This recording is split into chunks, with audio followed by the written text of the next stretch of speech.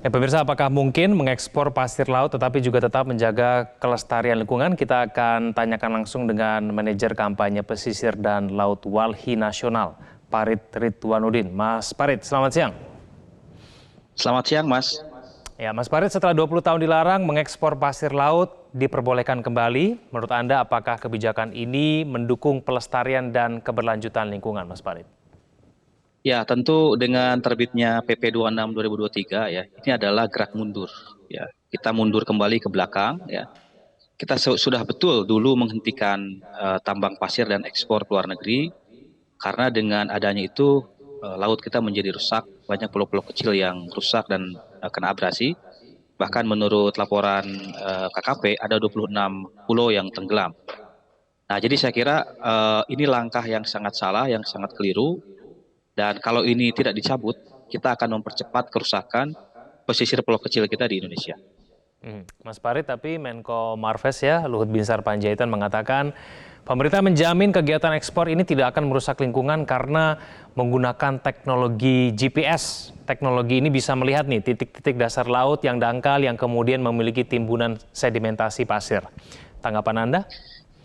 Saya ingin cerita, ada pengalaman yang perlu kami sampaikan. Ya, saat pandemi, ya, Boskalis, perusahaan terbesar di dunia, bahkan ya kalau bisa kita sebut, mengeruk atau menambang pasir laut di perairan Kodingareng, di wilayah tangkap nelayan di Kota Makassar, Sulawesi Selatan. Kita tahu Boskalis adalah perusahaan yang punya teknologi yang sangat canggih.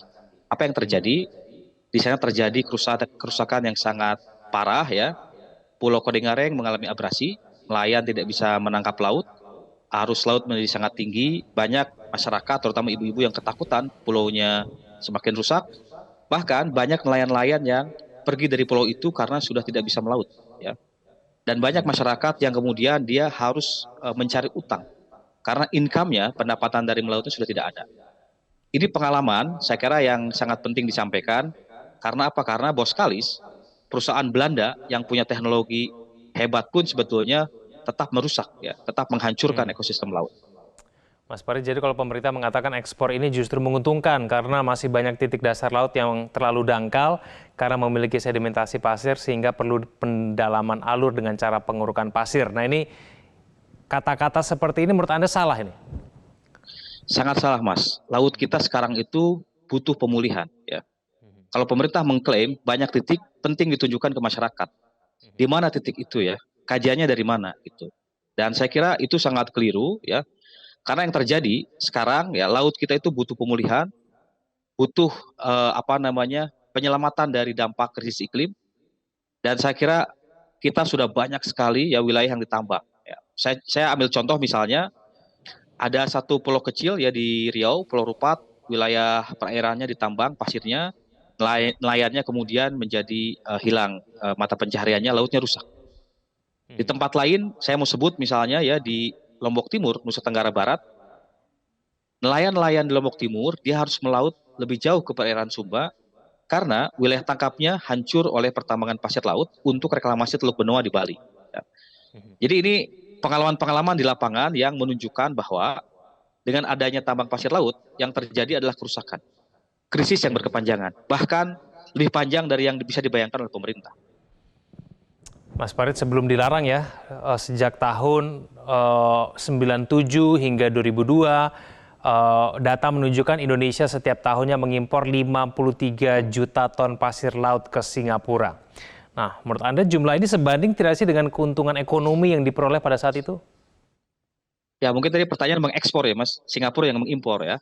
Ya. Jadi saya kira ya jangan melihat keuntungan yang sangat jangka pendek di Indonesia, tetapi yang untung adalah Singapura. Luasannya semakin bertambah. Pulau-pulau kita semakin hilang. Tadi saya sebut di awal ya, berdasarkan data Kementerian Kelautan Perikanan, ada 26 pulau kecil di Kepulauan Riau yang sudah hilang. Nah yang kedua, saya kira yang harus diwaspadai juga selain Singapura, hari ini China itu sedang membangun pulau-pulau reklamasi di Laut Cina Selatan. Jadi nanti yang berkepentingan, saya kira selain Singapura adalah China ya. Eh, kita tahu mereka sangat ekspansif membangun pulau-pulau buatan di Laut Cina Selatan untuk kepentingan militernya. Nah, jadi saya kira kalau bicara keuntungan, ya, keuntungan kita sangat jangka pendek, tetapi kerugiannya dan kerusakannya adalah bersifat jangka panjang dan mungkin antar generasi begitu ya. Tidak hanya generasi hari ini tapi bisa jadi generasi-generasi yang akan datang, terutama di wilayah-wilayah kepulauan seperti Kepulauan Riau ya, kemudian di Maluku Utara, di NTB, di NTT dan tempat lain di Indonesia yang menurut saya akan semakin parah dampaknya. Dampak lingkungan yang resikonya sangat buruk apabila kemudian dilanjutkan itu disadari tidak oleh masyarakat di pesisir, Mas Farid? Ya, hari ini banyak masyarakat di pesisir itu melakukan perlawanan, Mas. Mereka misalnya ya seperti yang saya sebut tadi di Kodingareng di Sulawesi Selatan, itu kawan-kawan melawan terhadap proyek tambang pasir laut sehingga sekarang dihentikan. Nah, kemudian juga di Pulau Rupat yang tadi saya sebut di Riau itu juga melakukan perlawanan. Di NTB di Lombok Timur juga melakukan perlawanan terhadap tambang pasir untuk reklamasi Teluk Benoa dan proyek reklamasinya dihentikan. Nah, jadi di lapangan sebetulnya masyarakat kita itu sudah sangat sadar sekali bahwa kalau ruang hidupnya hilang, mereka akan semakin miskin, mereka akan semakin terpinggirkan oleh kebijakan.